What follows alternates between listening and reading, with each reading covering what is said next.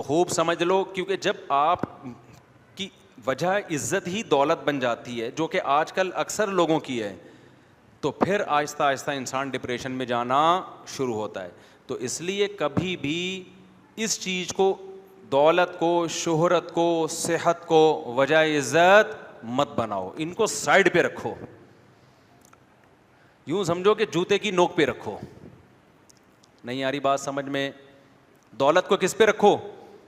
جوتے کی نوک پہ. لینڈ کروزر ہے, جوتے کی نوک پہ ہے, یہ وجہ عزت نہیں ہے آپ کی, نہیں ہونی چاہیے. صحت ہے, جوتے کی نوک پہ, سمجھ رہے ہو نا؟ اور کیا؟ سواری ہے, وہ تو ہو گئی نا, لینڈ کروزر سواری تو روٹی تھوڑی ہوتی ہے وہ. خوراک ہے, جوتے کی بولو نوک پہ. کیا مطلب جوتے کی نوک پہ؟ بھائی دنیا مسافر خانہ ہے, کوئی دل لگانے کی چیز ہے یہ؟ کیا جوتے کی نوک پہ ہی ہے نا, یہ چھن جائے گی بھائی تھوڑی دنوں میں. تو دل ہی نہ لگاؤ, نہ اس کو وجہ عزت سمجھو. وجہ عزت کیا ہے؟ اللہ. جانا کس کے پاس ہے بھائی؟ اللہ کے پاس جانا ہے نا, تو دل کس سے لگاؤ؟ اللہ سے لگاؤ.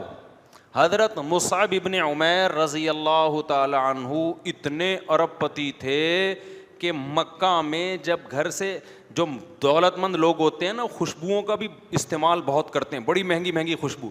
غریب آدمی تو بیچارہ پسینوں میں ہی آتا رہتا ہے نا, تو وہ تو پسینہ ہی بھگاتا رہتا ہے نہا کے. جب آپ کا لیونگ اسٹینڈرڈ بڑھنا شروع ہوتا ہے, بڑھتے بڑھتے ایک وقت, میں تو گیا ہوں نا بڑے بڑے دولت مندوں کو دیکھا, ہر وقت خوشبوؤں کی دھونی. سعودی عرب میں خاص طور پر یہ بہت, عربوں میں خوشبوؤں کا بہت رجحان ہے, اور ایسی ایسی خاندانی خوشبوئیں وہ ہمیں یہاں نظر ہی نہیں آتی. تو کیونکہ یہاں ظاہر ہے اتنا پیسہ نہیں ہے نا لوگوں کے پاس, تو نظر کیسے آئیں گی؟ ٹھیک ہے نا. تو آپ حضرت مصعب ابن عمیر رضی اللہ تعالیٰ عنہ اتنے مالدار, ریشمی لباس پہنا کرتے تھے, خوبصورت بہت تھے. جب مکہ کی گلیوں میں نکلتے نا تو گلیاں خوشبو سے معطر ہو جاتی تھیں, لگتا تھا کوئی رائل فیملی کا بندہ یہاں سے گزر کے گیا ہے. لیکن آپ نے اس دولت کو وجہ عزت نہیں بنایا, کیونکہ آپ کو یہ بات سمجھ میں آ گئی تھی نبی صلی اللہ علیہ وسلم پہ جب قرآن نازل ہوا کہ بھائی تم سب نے لوٹ کے خدا کے پاس جانا ہے, وہاں نہ درہم ہوگا, نہ دینار ہوگا, نہ دولت کام آئے گی, وہاں تمہاری نیکیاں کام آئیں گی. امن ہوا قانت آناء اللیل ساجدا وقائما یحذر الآخرۃ ویرجو رحمت ربی. اللہ نے فرمایا بھلا وہ شخص جو راتوں کو اللہ کے سامنے اٹھ کے اللہ سے دعائیں مانگتا ہو, آخرت کا خوف کرتا ہو, کیا اس کے برابر وہ شخص ہو سکتا ہے جو یہ سب کچھ نہ کرتا ہو؟ اتنی قرآن کی آیتیں, ہر جگہ عمل عمل عمل, کہیں بھی دولت کی فضائل بیان نہیں کیے گئے قرآن میں کہ دولت کی وجہ سے تم اللہ کی نظر میں بڑے بن جاؤ گے. اگر کسی کے پاس دولت ہے بھی تو وہ صدقہ خیرات کر کے تو بن سکتا ہے, ایک نیک عمل ہے نا, صرف دولت نہیں بنا دے گی اس کو اللہ کی نظر میں بڑا.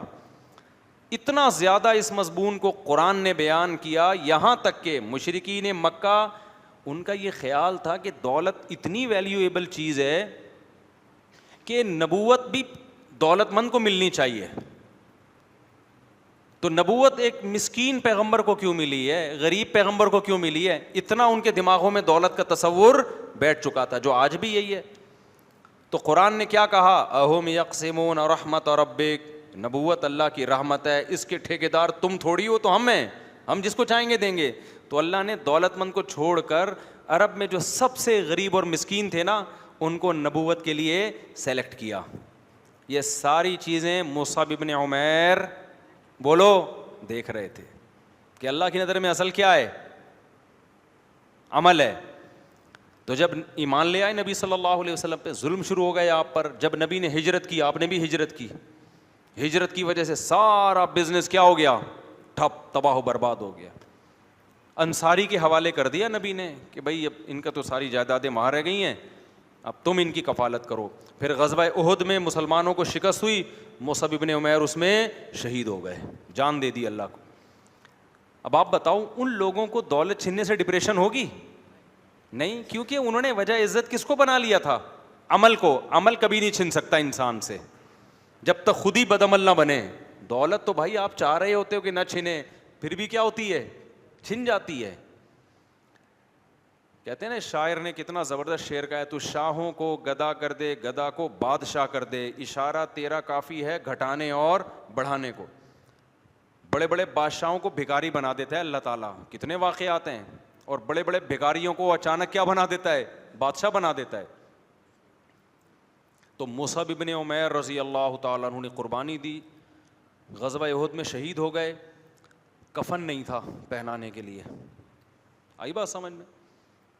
کیا مالدار شہزادوں کی طرح زندگی گزارنے والے صحابی, بہت خوبصورت بھی تھے. عام طور پہ جب دولت ہوتی ہے نا تو چہرے پہ ایک رونق بھی آ جاتی ہے. بہت خوبصورت تھے, شہید ہو گئے تو جب قبر میں رکھا, قبر بھی اکیلی قبر نصیب نہیں ہوئی ہے, اجتماعی قبر. مجھے آپ بتاؤ, انسان موت کے بعد تو چاہتا ہے نا کہ کم از کم قبر اپنی ہو, کیا خیال ہے؟ قبر بھی نہیں بھائی, قبر بھی کیا ہے, آج بھی غزوہ احد میں پوری ایک اجتماعی قبر ہے. نبی نے زیادہ تر کو اسی ایک قبر میں دفن کیا. تو جب ان کو لٹایا تو کفن ہی پورا نہیں آ رہا, سر ڈھانپتے ہیں تو پاؤں کھل جاتے ہیں, پاؤں ڈھانپتے ہیں تو سر کھل جاتا ہے. یہ غربت کا عالم کہ وہ صحابی رسول جو شہزادوں جیسی زندگی گزارا کرتے تھے, موت کے بعد, شہادت کے بعد کفن میسر نہیں ہے. تو نبی نے حکم دیا بھائی سر پہ کپڑا ڈال دو اور پاؤں پہ گھاس پھوس ڈال دو, گھاس ہی کفن کے طور پہ پہنائی جائے ان کو. اب آپ مجھے ایک بات بتاؤ, اگر مصعب ابن عمیر وہی شاہی زندگی اختیار کیے رکھتے, آج میں ہم ممبر سے حضرت مصعب ابن عمیر کا نام لے رہے ہوتے؟ بولو نا.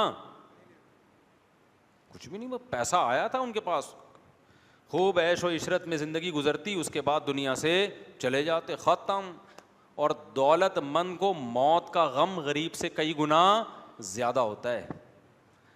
غریب کو پتہ چل جائے نا تجھے کینسر ہو گیا ہے, چلو یار نکلنے کا, خود ہی اللہ میاں نے نکال, میں تو خودکشی کا سوچ رہا تھا, اللہ میاں نے کیا خیال ہے, زیادہ ٹینشن نہیں ہوتی اس کو, چلو یار ثواب ہی ملے گا سوچنے.